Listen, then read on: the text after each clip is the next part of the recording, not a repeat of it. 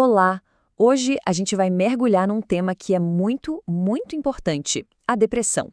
A ideia aqui é, com base no e-book Vencendo a Depressão, desvendar o que é essa condição e explorar os caminhos para a gente reencontrar o bem-estar. Vamos lá?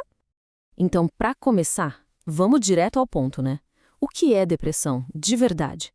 A gente ouve essa palavra o tempo todo, mas a condição clínica por trás dela é bem mais profunda, bem mais complexa do que só um dia ruim ou uma tristeza que passa.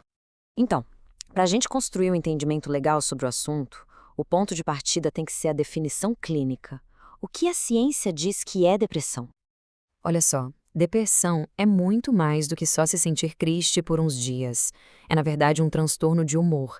É algo persistente, sabe? A pessoa sente uma tristeza que não vai embora e perde o interesse naquelas coisas que antes adorava fazer. E isso acaba afetando tudo: o dia a dia, o trabalho, os relacionamentos. E para a gente ter uma noção do tamanho disso, a depressão afeta mais de 264 milhões de pessoas no mundo todo. É gente pra caramba. É um número que mostra que quem passa por isso não está sozinho de jeito nenhum. É um desafio de saúde global, de verdade. Ok, mas por que isso acontece? A verdade é que não tem uma causa só. É uma combinação de várias coisas. Tem a parte genética, claro, uma predisposição. Tem a química do cérebro, sabe? Desequilíbrios em neurotransmissores, tipo a serotonina. E aí entra também o ambiente. Eventos traumáticos, muito estresse, outras doenças. Até a sociedade em que a gente vive e o uso de substâncias podem influenciar. Beleza, já entendemos um pouco das causas. Agora, tão importante quanto isso é saber reconhecer os sinais. Vamos ver quais são eles para ter um quadro mais claro do que procurar? Então, os sintomas geralmente aparecem de duas formas. Tem o lado emocional, que é o que a gente mais associa à depressão, aquela tristeza que não passa, a perda de prazer nas coisas, sentimento de culpa, irritação. Mas, e isso é muito importante, tem o lado físico também, que às vezes a gente nem percebe.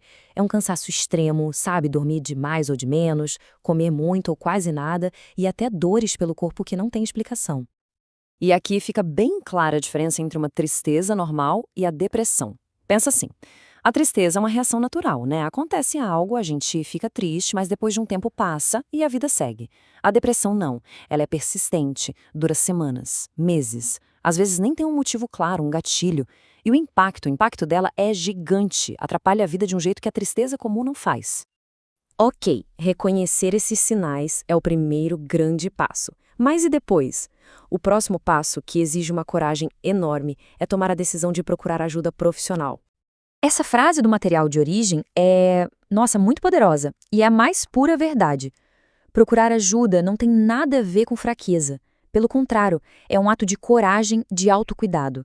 É entender que para problemas complexos a gente precisa de um especialista.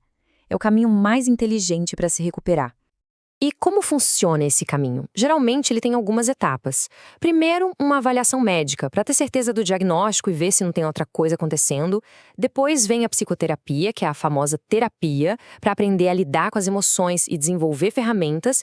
E, em alguns casos, pode ser necessário o uso de medicamentos, os antidepressivos, para ajudar a reequilibrar a química do cérebro. Tudo isso, claro, com acompanhamento profissional. E falando em terapia, existem vários tipos que funcionam super bem. A TCC, por exemplo, a terapia cognitivo-comportamental, foca em mudar pensamentos e comportamentos que não ajudam. A TIP, terapia interpessoal, olha mais para os relacionamentos. E tem a ACT, que usa mindfulness para a gente aprender a aceitar as emoções e agir de acordo com nossos valores. O mais legal é que o tratamento é sempre pensado para cada pessoa, não é uma receita de bolo. Mas não é só o tratamento profissional que conta.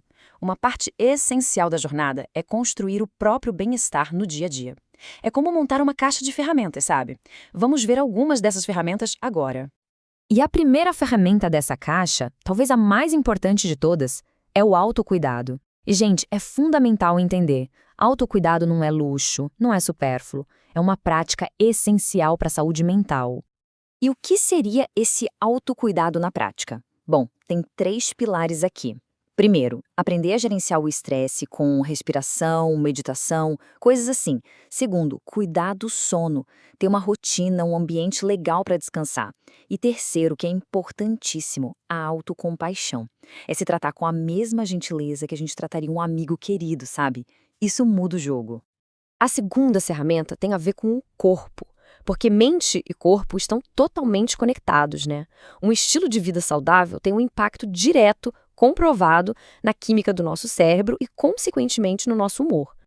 Por exemplo, fazer exercício físico libera endorfinas, aqueles hormônios que dão uma sensação boa. A comida também importa e muito. Nutrientes como ômega 3, vitaminas do complexo B, tudo isso ajuda o cérebro a funcionar melhor. E ter uma rotina, por mais simples que seja, traz uma sensação de estabilidade que ajuda a diminuir o estresse. E para fechar nossa caixa de ferramentas, vamos falar de mentalidade e conexão, porque fortalecer a mente e os nossos laços com outras pessoas é um antídoto poderoso contra o isolamento que a depressão muitas vezes traz. Práticas como mindfulness, a atenção plena, ajudam a gente a ficar no presente, sabe, sem se deixar levar por pensamentos ruins. A gratidão também é incrível. Ter um diário de gratidão, por exemplo, treina o cérebro a enxergar as coisas boas. E claro, o apoio social. Ter pessoas por perto, cultivar amizades saudáveis, isso é fundamental para construir nossa força emocional. E para a gente ir fechando, fica essa mensagem final, que é de pura solidariedade. A jornada para sair da depressão pode parecer muito solitária às vezes, mas é essencial lembrar que ninguém está sozinho nisso. Existe ajuda, existe compreensão. Então fica aqui uma reflexão. A mudança não precisa ser gigantesca, sabe?